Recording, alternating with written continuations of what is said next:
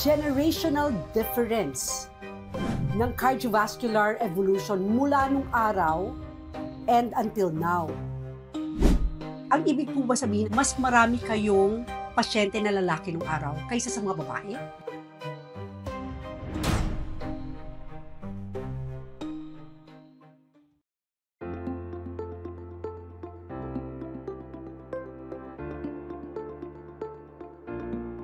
So in this particular segment, I couldn't be more proud to be amidst po ng tatlong magagaling na cardiovascular practitioners sa Pilipinas. Kanina po nakilala niyo si Dr. Mila and Dr. Julie Yamamoto. Now we are with Dr. Cindy Dalara. And for the first question, for the three of you, meron akong very interesting point. Generational difference ng cardiovascular evolution mula nung araw and until now. And if you don't mind, Dr. Mila, maybe we can start with you. Kasi ako pinakamatanda. Dahil po, kayo po most experienced. Okay. Yan. I like that. Dr. Mila, ano po ba yung mga nakita nyo nung araw na common symptoms which is different? And mag-approach tayo as we go around the three of you. Na pwede nyong i-underscore na nung araw versus ngayon, ano po ang difference? In terms ng simptomas, wala akong nakitang difference. Yung mga kababaihan, nagko-complain din sila ng chest pain. Hypertensive din sila, obese din sila, diabetic din sila. Pero the difference is hindi sila nagpapatingin sa doktor. So, pagdating nila sa doktor, malala na. Or pagdating nila sa emergency room, heart attack na, or stroke na, or heart failure na. And wala pang masyadong mga diagnostic test noon. ECG lang, X-ray ang available, plus yung physical examination. Kaya nung kapanahunan namin, a very good physical examination, napaka-importante sa diagnosis. Ngayon, meron na tayong mga treadmill test, meron na tayong echocardiogram, meron na tayong angiogram, meron na tayong mga scans and everything, all the modern diagnostic tests that are available. And so, there should not be any reason kung bakit hindi natin magagamot yung mga kababaihan when it comes to heart disease. And, Doktora, is it good to even ask? Ang ibig po ba sabihin ng sagot ninyo is that mas marami kayong pasyente na lalaki nung araw kaysa sa mga babae? Yes. Wow, Mas maraming like pasyente. a straight out answer na. Yes. Wow. Yes. Kasi pag nakaramdam sila, punta kagad sila sa doktor. Or yung nagpa-prad sa mga, yung nagsasabi sa mga lalaki, punta ka sa doktor, honey, mahal. Oh my God. Di ba? Doktora, you are touching a very sensitive, important point na kaya pumupunta ang mga kalalakihan, ang mga husbands, ang mga boyfriend, because of the prodding of women. Pero when it comes to women, sino po ang nagpa-prod sa kanila? Diba? But you did touch upon that kanina. Doktora Cindy, I know because of your channel, ang dami mong pasyente, you have added maybe 3-folds, 5-folds, I don't know, in terms of patients. Ano ho ba yung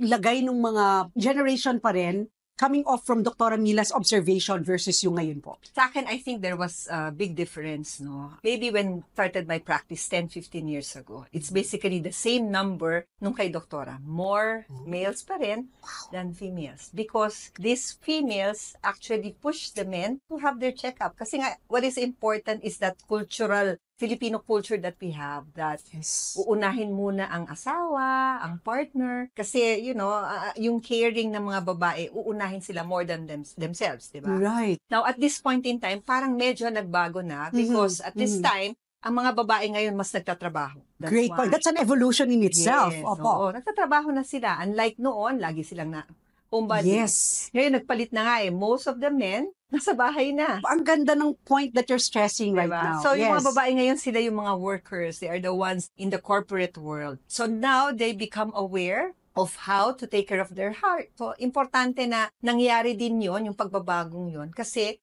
merong mga changes, no? In the way they look at themselves. Pero meron pa rin syempleng segment sa ating population na ganun pa rin, asawa pa rin, partner na lalaki pa rin ang unahan. Pero at least, may mga pagbabago na, no? So marami ka na rin nakikita mga babae na nagpapacheck up on their own.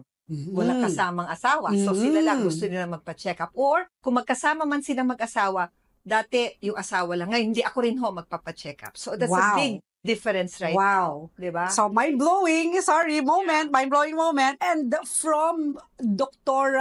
Mila's answer kanina, if you were to be asked itong katanong na, ano ang ratio ng men and women do sa clinic that you look after, would you say now 50-50? Does it even up? Or what's the ratio between men and women right Siguro nasa pwedeng 50-50, 55-45. Malaki Huge na eh. change. Yes, big change talaga. Thank God po. Sorry, madalas ang babae is taking a back seat. No? Yeah. But I agree with you. There are more women right now in the corporate world. At more and more, sila din, they care about their health. They're filling their own cup, Yes. so to yes. speak. Now, eto na, the youngest cardiovascular in this house. So, your view is, Dr. Julie. So, just to harp on what Dr. Delara said about women being more active in the workplace, being more independent, we do find that more women are not getting married. They're also enjoying their single life. And then, they also take part in taking care of themselves. So, the resources become more easily accessible to us because of social media, online platforms. I would say that for women ngayon, they take their health in their own hands na din. So, that's another independent step for women, especially cardiovascular health. In my practice, although not as extensive as Dr. Mila and Dr. Delara's practice, but I do see young women who are not only have symptoms like palpitations, but they're also suffering from mental health concerns Yes. like stress. And we have to emphasize that stress among the young can also affect us, like in our cardiovascular health. So that's also something that we have to look into. And yun nga, like in the younger generation, since information about women's health or heart health in general is easily accessible through social media, mas nagiging proactive, I would say, yung generation ko and the younger generation. So sila mismo, they try to be more health conscious and they have better health-seeking behavior, actually. Ganda. I mean, mind blown ako dun sa evolution from Dr. Mila, Dr. Cindy, and how she answered. Iba-iba, and it went through a journey. All right. In this age of digital media, marami po tayong napapansin ang go-to po ng ating mga kababayan, YouTube, Google, anything that will provide information. Is it advisable po ba yung mga nababasa nila na alam naman natin totoo, pero marami po natatakot, hindi binabasa, o iba naman basang-basa, pero it really scares them as well, diba? I hope you don't mind if we go first to you and then pabalik tayo. Like, what are your experience about people na ginugoogle and then they tell you, eto nalaman ko sa symptoms ko. Yeah. Actually, good and bad siya. Kasi good because at least even if on their own, they're aware that there might be something wrong with me or there's something wrong with because I'm having, for example, palpitations. Yes. So Google, palpitations, usual. So, okay yun. But one thing that we need to remind our patients is that Google doesn't answer everything. So you have to see a doctor to correlate what is this that you are feeling to what it is that you may or may not have. So wala pa ring makakapantay sa consultation with a doctor. Kasi yun nga, like what we mentioned earlier, good history taking will be done by your doctor, physical examination. Kasi not everything you read on Google is applicable to you. Dr. Mila, in your case, when people come to you and they tell you, they start off by saying, ay, nag-google ko po ito. Ano po yung immediate reaction nyo? Ay, nag-google ko ito. Hindi lahat ng naano mo sa Google or sa YouTube or what, ay tama. Okay. Siguro, it's a good thing din, no? Kasi na-prompt sila. Napilitan silang pumunta sa doktor para madiskubre yung symptom ba nila ay related sa puso, no? Tama. Example, Doktora Mila, malakas po ang kaba ng dibdib ko, nagpa-palpitation ako. Okay. Hindi lahat ng palpitation ay galing sa heart. Ako, nakikipagkwentuhan ako sa mga pasyente. Tatanungin ko, kailan kayo nagpa-palpitation? Pag takot ka ba? Or pag may iniisip ka? Most of the time, yung palpitation na yan, only 30% ay pathologic. Some of them psychological. Madidiscover ko pagka nag-i-history taking ako. Yung pala, hindi sila magkasundong mag-asawa. Yung pala, may financial problem. Yung pala ay merong Kaya yung 70% ng nararamdaman, palpitation, chest pain, is manifested psychologically. So, importante din na mag-guide natin yung mga patients na ganito.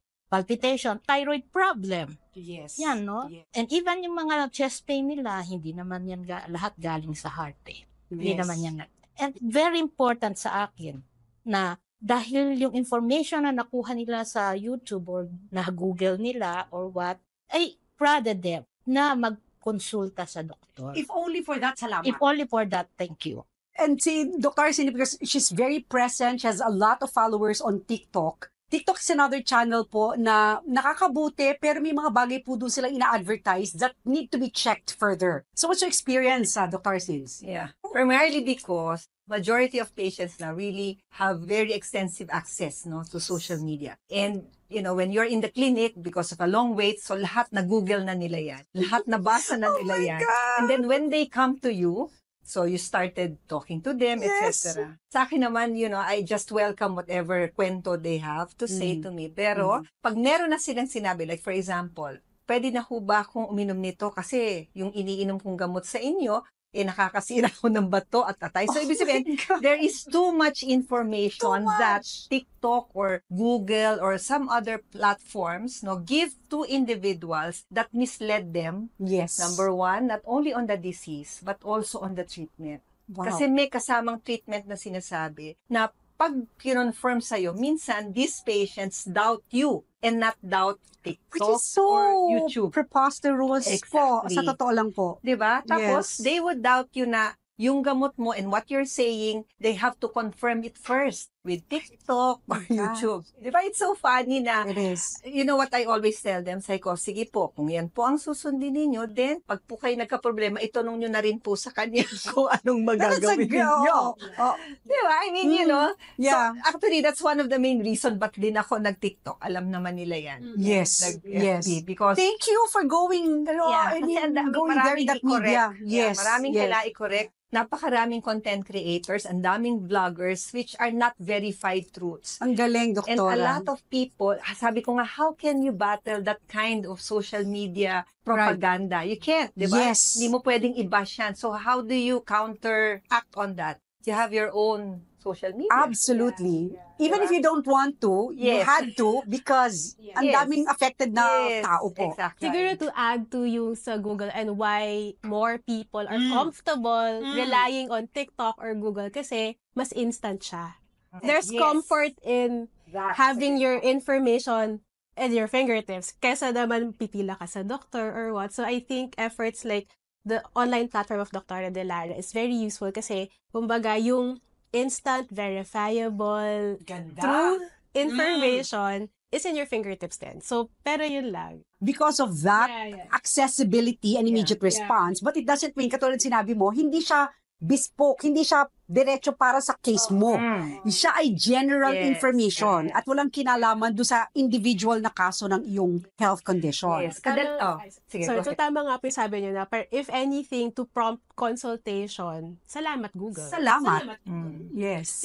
Yeah. Yun ang Correct. problema eh. Sometimes itong mga information coming from different platforms, akala ng tao when they listen to it, it's them. It's for them. I know. So, lahat ng sinabi yun, ay ako yan. So, naku, ito gagawin ko, which is wrong, no? Kaya Yes. kailangan pa rin, you need to consult a physician. Kasi Correct. ibang-iba yun eh. Ibang-iba. Ibang-iba Right. yun. In fact, there are some questions being asked. Ano pong dapat gawin sa mga sinabi mong mga symptoms? How can you say that? Hindi mo naman nakita yung patient. So, importante is you seek consult. Correct. You have to see the physician. Right. And may I add something to that? Yes, yes. Who regulates Yan. yung who regulates yung mga lumalabas sa Google? Wala namang regulating body dyan, hindi ba? Walang MTRCB or whatever. Yeah. So, tingin ko, ang pang-counter natin dyan, itong ginagawa natin. Yes. Thank Diba? you, Dr. Mila. So, yung mga information na nakukuha from doctors, yung mga description nila ng ano yan, it's good information for them. correct. And people should be choosy. Yes. Saan ang galing yung information na yan? Hindi nung nagbigay ng information na yan. Doktor ba yan? Si Cindy, meron kaming ginagawa eh. We gather lay women. Ito, Cindy, yeah. di ba? What did we call it? Pusong Pinay Oo. on Wheels. Pusong Pinay on Wheels. This is a project of the Philippine Heart Association Women's Council on Cardiovascular Disease. So, meron kang cardiologist, meron kang OB-GYN na nagbibigay ng ano talaga. There was a time, mga 2,000 yung mga online tune in sa amin. Ito po, this is an active group. Yes. It's an active group. Yes. Okay, so Unfortunately, medyo na-stop because during that period, we were handling the Cardiovascular Council. And then they changed with leadership. So yung leader na yon, iba naman yung project. How we wish we wanted to Yes. continue. Kasi accessibility. Accessibility. Mm. That's right. And talagang, imagine mo, Girl Scout of the Philippines, CWL, mga Yeah. professors, yan yung kinikater namin. And hopefully, nakatulong yun or makakatulong yun kasi naka-record naman yun eh. Yeah. You know? And we have to remind the viewers na please choose. Choose, ano yung pakikinggan ninyo. Ang nagsasalita ba ay reputable na Great point po. doktor or somebody who is really knowledgeable dun sa subject na Tama. sinasabi. Kaya importante when you see a video, a YouTube, dapat alamin who is that Credentials, person. correct. Kasi What are the marami pag credentials? marami lang views, yun lang panonoorin nila. Pag hindi Yes. ganun they have to know Yes. who the person is. Diba? Particularly, ano bang credential niya? Absolutely.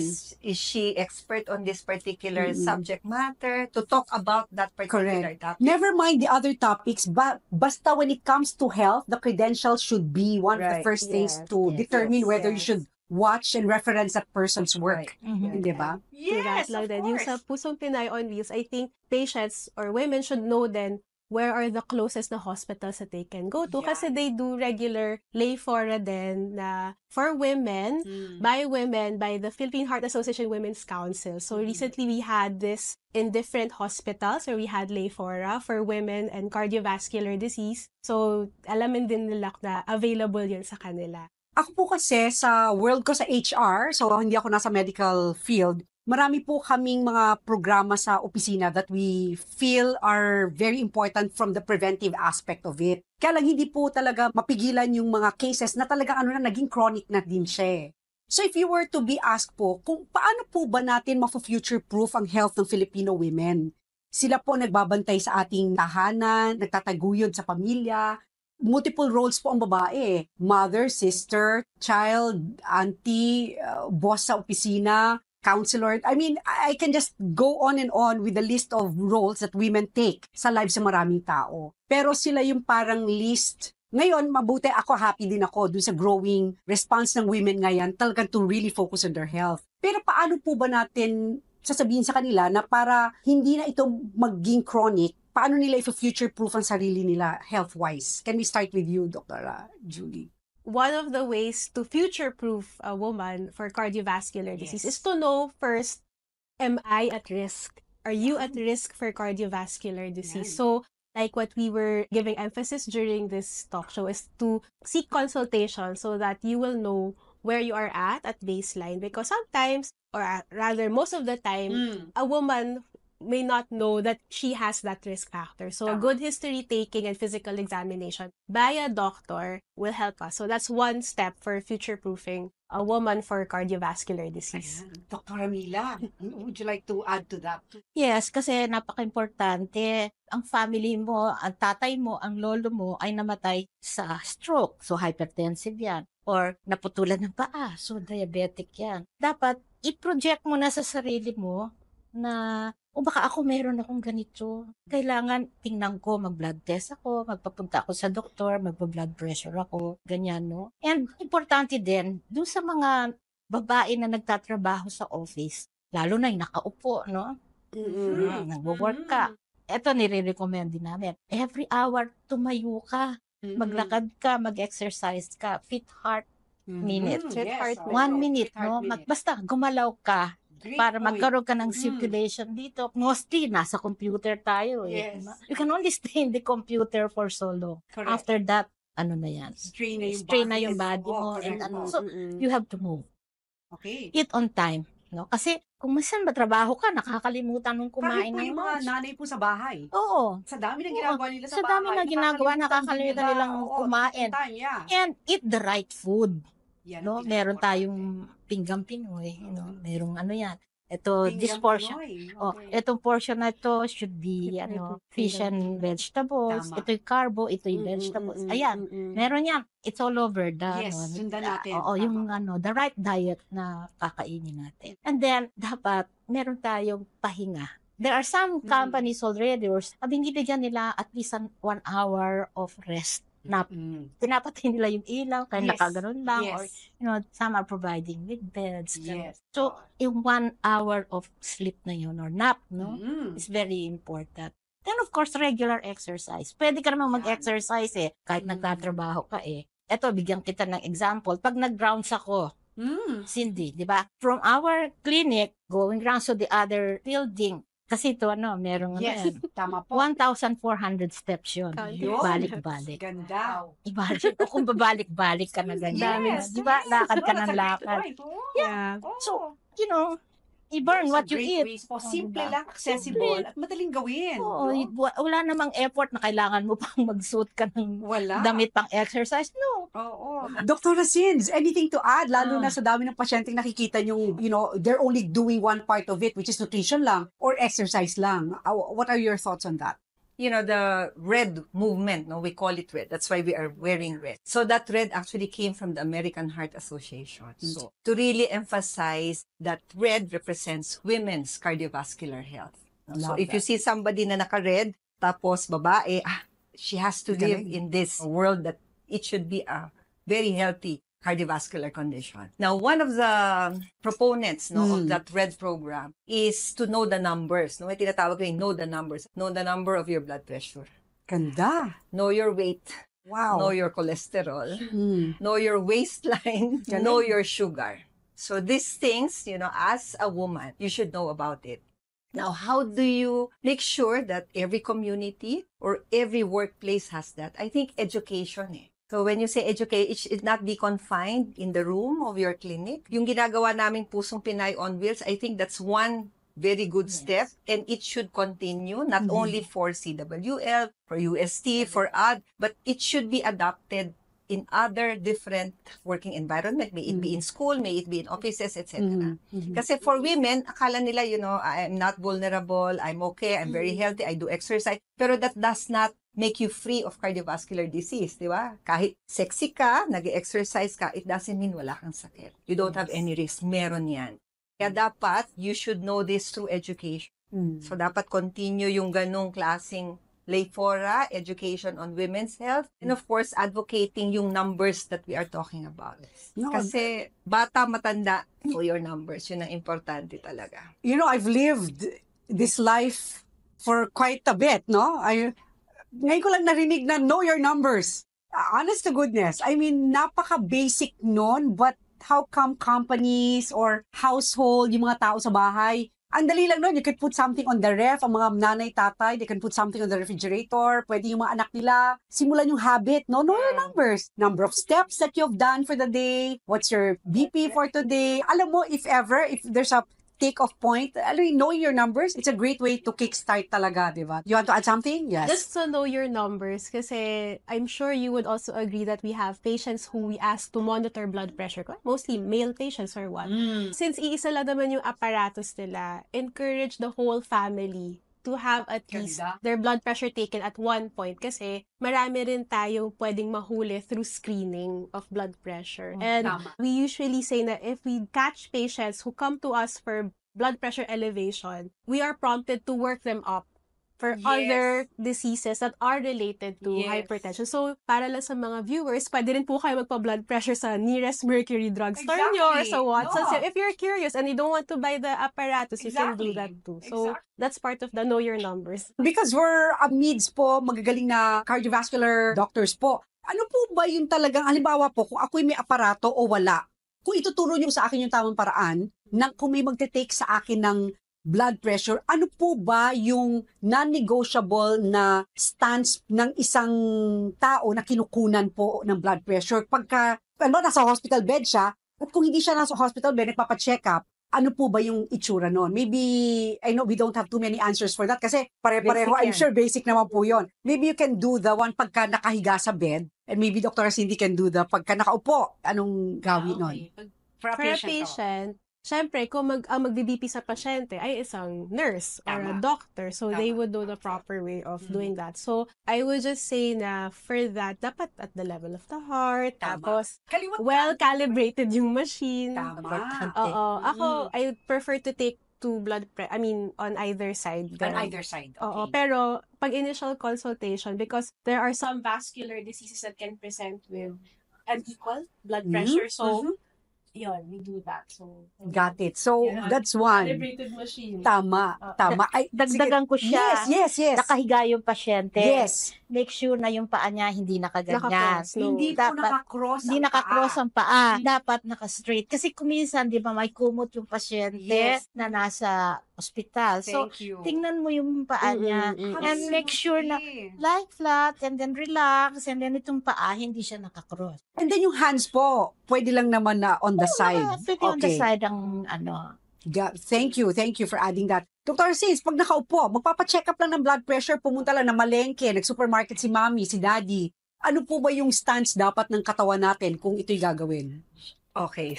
Naku, laging ganyan, no? So, it's a common scenario in the clinic. So, uupo sila, tataas ang kamay, papabipi na. I don't usually immediately take their blood pressure because it takes a while before your blood pressure stabilizes. Bakit? Just came from outside, you were Yes. talking to someone, sitting down, and then you're talking to that patient. So, medyo excited pa yan. Yes, And ang nervous ganda ng pa. point. Diba? Oh. So, definitely, tama ka. The patient should be properly sitting with the feet on the Flat ground. on the ground. Flat on the ground. Make sure that the hands is just on the level of the heart. Tama. Wait for 15-20 minutes and then you start taking the blood pressure. Don't ask the patient to talk. Tahimik Ganda. lang po.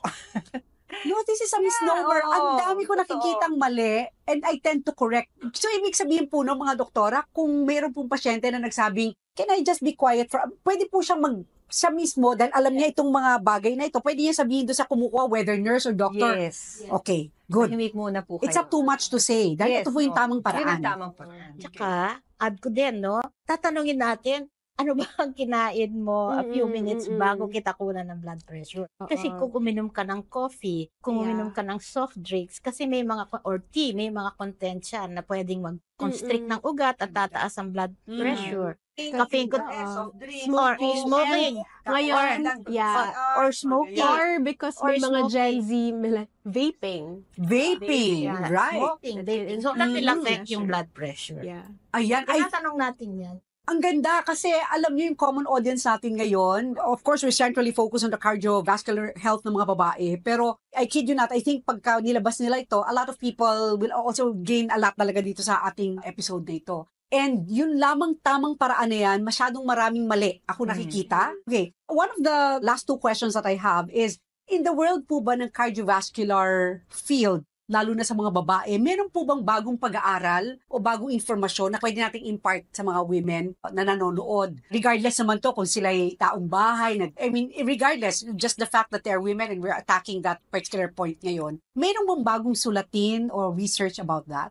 So, binanggit natin kanina different risk factors. No? So, basically, the same risk factors sa mga lalaki. But ang bago ngayon na nakikita, which is a major innovation, sabihin natin innovation, Yes. no? Knowing that if you have a history of preeclampsia, so yung pregnancy na nag-high blood, that's an important risk factor now for women. Oh, So, ibig sabihin, wow. mas madali ka mag-high blood, magkakaroon ka ng cardiovascular risk. Oh, Okay, wow. number Good to two, know po. Yeah. Oo, if you have gestational diabetes. So, pag may history ka na nag-diabetes during pregnancy, you expect, pagdating later on, even if you are already not on the perimenopausal, nasa risk factor mo na yon of Wow, developing cardiovascular disease. Mm. Overweight. Dati kasi yung overweight, it's always associated, baka dahil high blood ka lang, etc. Pero yon, being overweight, physical inactivity, stress, all of these things are considered innovations. Parang new discovery. Oh, I've never heard Yes. of this Yeah, yeah. before. Yeah. Yes. Actually, Doktora, to add to that, even the number of times na nagbuntis ka, or in medical term, yung parity,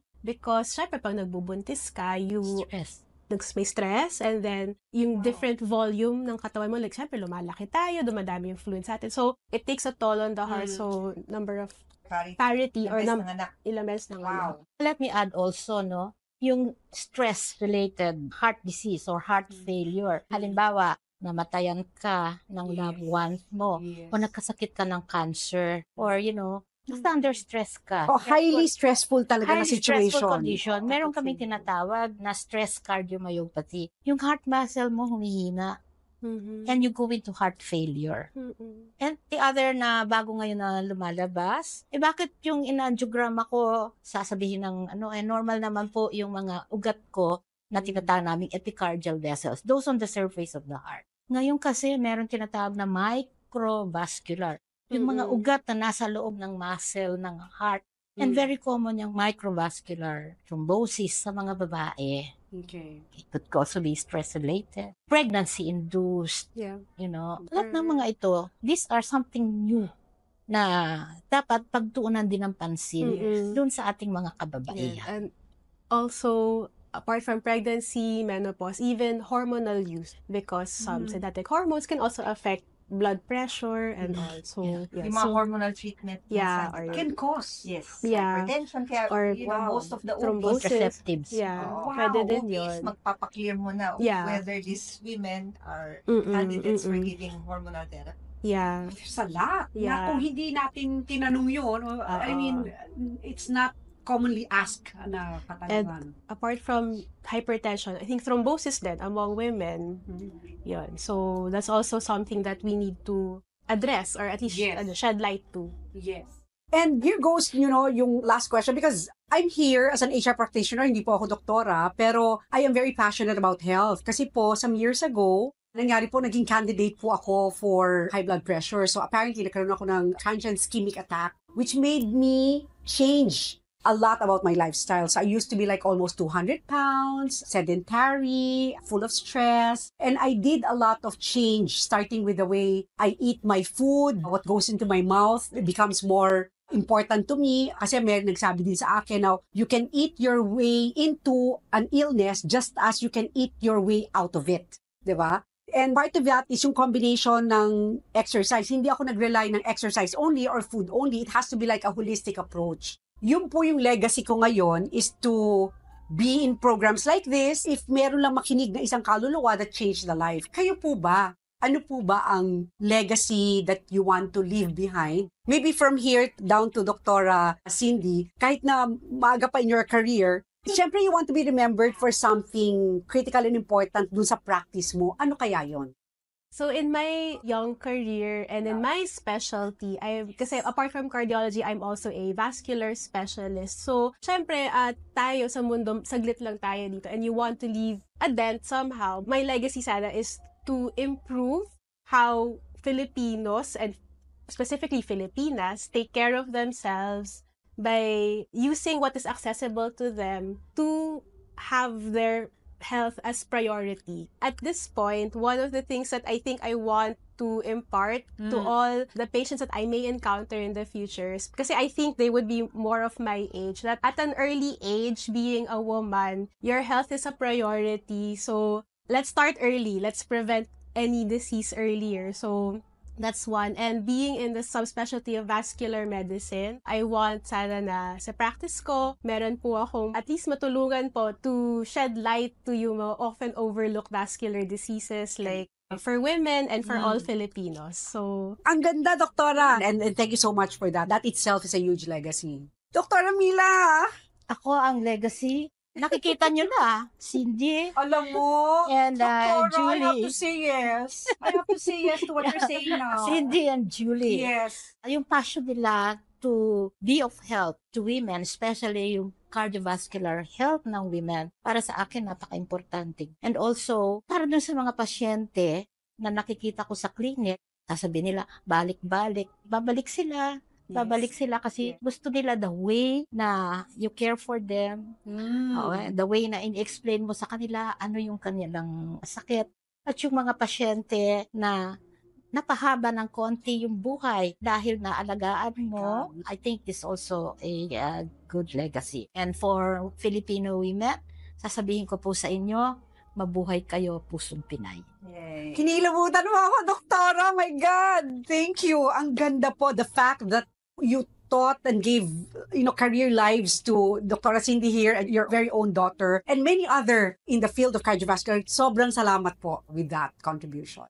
Dr. Cindy, we have to end with you. Napakahirap naman. I I will start by, siguro, the question is, bakit ka ba bumabangon? Ba't pumapasok araw-araw? That's my pivotal points. So Yes. again, I will always emphasize the reason why I wake up and go to the hospital every day is because of the patients Yes. waiting for me. No? And I think this has rooted from Dr. Yamamoto. No? That's how she took care of the patients. No? And Yes. isa yan sa mga na-imbibe ko sa kanya. And siguro ang gusto kong legacy is I want to duplicate what I am doing now. A lot of doctors should have the same passion and care and love for all Wow. patients. No? And hindi lang sa mga patients but also to ensure that, hindi sila ang patient ko. Yun nga, sa mga social media, those who are listening to me would be able to apply what I am actually advising them. And yun nga, better quality of life for Filipino, especially for women. So next time siguro when we have this session, ako na yung nasa dulo, meron pang dalawa pa dito. Wow. Diba? Wow. And Yes. iiba na yung, the generation differences in terms of how women perceive cardiovascular health. And that should be, something that I'm That looking is- forward to. Oh my God, that is huge. I mean, napakaswerte po natin talaga just to listen to these three amazing women. Wala po akong masabi. Like, celebrating Women's Month, especially in the field of cardiovascular for women, made it all worthwhile nitong araw na ito just by meeting these three women, hearing their point of view. At talagang very passionate po sila. Kung nandito po kayo, you will feel their passion for their field. I'm so lucky just to be here. So, with that said, we'll end our episode today with hopes na mga anak po ito ng marami pang other episodes and happy to help always, especially sa channel ni Dr. Cindy De Lara. This is our first collaboration and I couldn't be more happier, to be here with you. I'm today. happiest with you. And of course, my And special Grace. Yes, this mother and daughter, wala po akong masasabi. They are super down to earth. They are amazing. They've already made a dent, but would still like to give dent pa sa mga darating na future Dr. Julie and Dr. Mila Yamamoto. Maraming salamat po.